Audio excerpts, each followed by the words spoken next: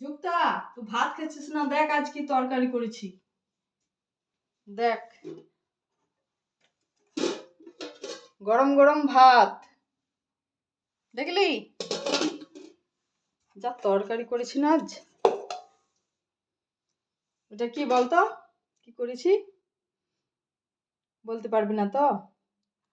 দেখ আমি বলছি, আলু, গাজর, মটরছিমি আর কুমড়ো, তারপর সয়াবিন দিয়ে তোদের একটা তরকারি ভাজি করে দিয়েছি। আর এইটা হচ্ছে শিম পোস্ত তিল দিয়ে কালো জিরে ফোড়ন দিয়ে করেছি। দেখবি কত টেস্ট, দারুণ খেতে। আর এটা হচ্ছে মুগের ডাল।